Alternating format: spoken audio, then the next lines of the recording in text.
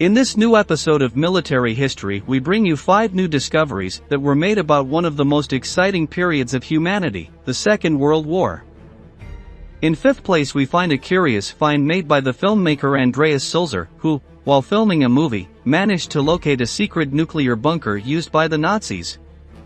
The mysterious construction was located on the outskirts of the city of St. George, in Austria. The man was aware of rumors about the possible location of the hidden building, and, thanks to an extensive investigation, managed to find intelligence reports that spoke of a refuge in that area, near the Gusen River. Once the search area that appeared in the Nazi reports was outlined, the filmmaker and his team used radiation detectors, thanks to which they were able to follow the trail of radioactivity until they found the entrance to the underground complex. If you are wondering how the film director managed to find the classified documents, these reports were part of the declassified CIA files during World War II. An American spy had been working on locating the bunker during 1944, but his findings were reviewed in 1948, 3 years after the end of the war, so the CIA did not consider the reports to be useful. In total, the tunnel complex covers 30 hectares, and is connected to the facility where the first German jet aircraft, the Messerschmitt Me 262, was built. Although it is not known what it was used for, it's believed that some 300,000 slave laborers died during the construction of the huge bunker, which could have been used to experiment with enriched uranium and nuclear weapons, due to the high trace of radiation that still remains on the site. In 4th place is a battlefield discovered in New Guinea. An Australian adventurer was hiking deep in the jungle of Papua New Guinea when he found what appeared to be the remains of a World War II combat scene.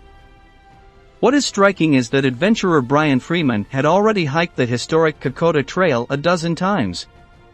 The road winds through a large mountain range for some 60 miles and is part of an annual pilgrimage Australians take to honor men from their homeland who died fighting the Japanese in the Pacific War. By spending so much time in the area, Freeman gained some sympathy from the natives who inhabit the area, who allowed him to spend the night in their territory. When they got to know each other, they revealed to him that a few kilometers from the village was an abandoned battlefield.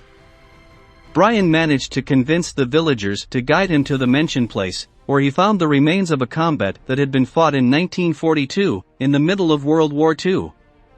In fact, this was the iconic Eora Creek battlefield, lost for over 70 years. Despite having spent all these decades hidden in the middle of the jungle, the remains of the combat were completely intact, and active bombs were found, as well as functional weapons prepared for action. This battle left 79 Australians and 69 Japanese dead.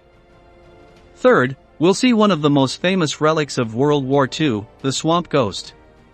It is a Boeing B-17E Flying Fortress aircraft, which sank on February 23, 1942, after being damaged by enemy fire. Due to the loss of fuel, the aircraft fell to the ground and sank in the swamps of Papua New Guinea. Captain Frederick Eaton Jr. had to abandon his plane in the swamp, to guide his crew out of the jungle. Although it was a brutal pilgrimage, which almost ended their lives, the airmen managed to overcome the situation and live to tell about it. But the plane was consigned to oblivion until 1972, when other pilots spotted it with its nose sticking out of the swamp. After years of reports about the sightings, the United States Air Force decided to salvage the aircraft in 1989 and began planning the operation. Finally, the legendary Swamp Ghost was restored in 2006, although it spent 4 years waiting for transport permits at an airport in Papua. In 2010 it returned to the United States, and was sent to California, where it's being restored to eventually become part of the historical exhibit at an Air Force museum. 2nd place belongs to the USS Indianapolis, which was discovered thanks to billionaire Paul Allen, co-founder of Microsoft and son of a World War II veteran. After spending a fortune out of his own pocket, Allen found the USS Indianapolis in August 2007, sunk to the bottom of the sea in the Philippines. The American ship had fallen to torpedoes fired from a Japanese submarine in the Pacific. The ship took only 12 minutes to sink, becoming one of the greatest naval disasters in the United States during the war. The story was quite traumatic, since of the 1,100 sailors who worked on the ship, only 800 managed to leave it, either in lifeboats or by jumping into the water. Of those that did not go down with the ship, some 400 were eaten by sharks, which harassed the survivors throughout the night. In total, 316 sailors made it out of the Philippines alive, being rescued by planes or other boats that came to the rescue. When locating the lost ship, Allen assured that his intention was to give closure to the pain of the families of the victims of the USS Indianapolis, in addition to the symbolic act that meant returning the remains to North American territory. The first place is occupied by a mysterious treasure, made up of cars from the 1940s, which was discovered in a quarry located in rural France. Everything indicates that the cars were hidden inside the quarry, to prevent them from being stolen by the German army during the occupation of France. Something very curious about this find is that it was not made by a group of archaeologists, but rather a gym teacher who discovered the cars. Belgian Vincent Michel has adventure as a hobby, and enjoys exploring abandoned places with his group of friends. Michel, along with his traveling companions, came across the abandoned quarry by chance, and upon entering it, became the first people to see the lost vehicles in more than 70 years.